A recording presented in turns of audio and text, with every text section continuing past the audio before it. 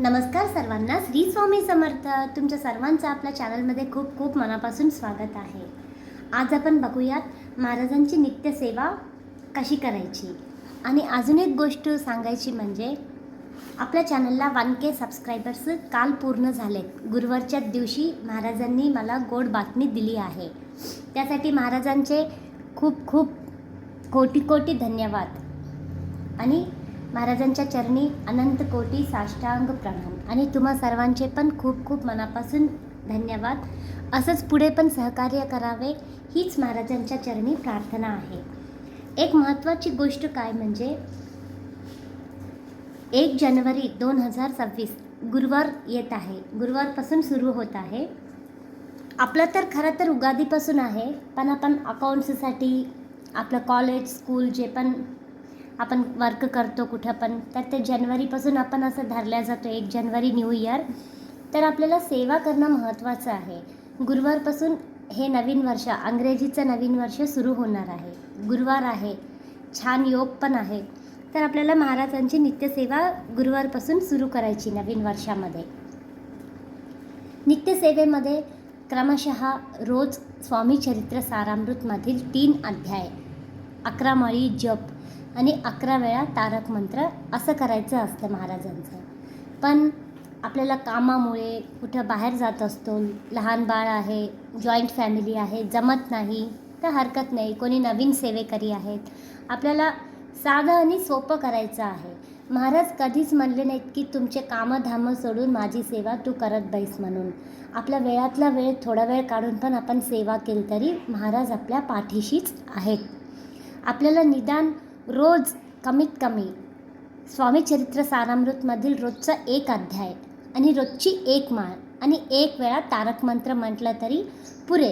हे तिन्ही सेवा करायला आपल्याला 10 मिनटं खूप झाले बस. मी तुम्हाला दाखविते बघा. स्वामी चरित्र सारामृत अगदी लहान अध्याय आहेत. हे बघा, हे अध्याय पहिला, हे 1 पान,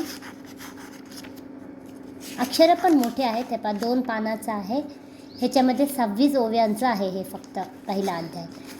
हा आहे दुसरा अध्याय. हे बघा, हे 20 ओव्यांचंच आहे.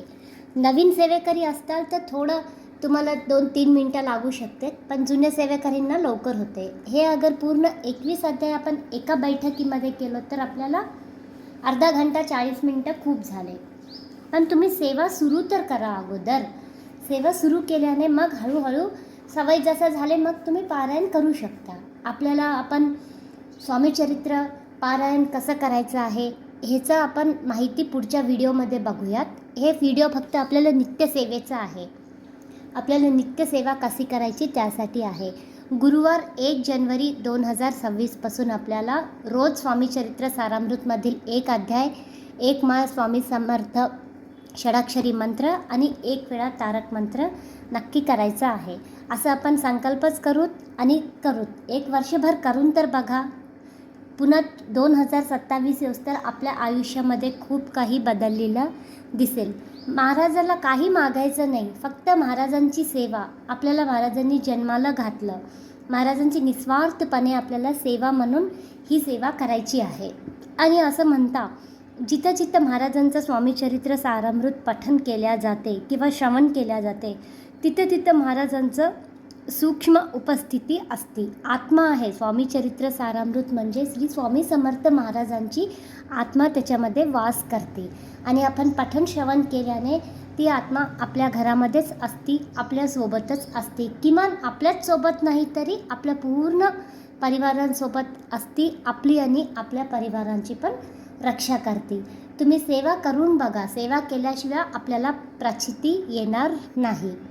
महाराज आपल्या सेवाला, आपल्या भक्तीला प्रसन्न होतात आणि आपली केलेली सेवा कधी वाया जात नाही. योग्य वेळ आला की त्याचं फळ महाराज खूप पटीनं देतात. किंवा नुसतं श्री स्वामी समर्थ म्हणलं तरी पुरे, त्याची पण आपल्याला महाराज परतफेड कितीतरी पटीनं देऊन टाकतात. हे महाराजांनी सांगितलेलं आहे, मी सांगत नाही.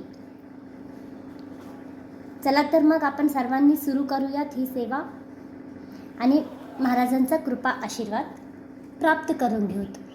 तुम्ही सर्वांनी पण सेवा सुरू करा.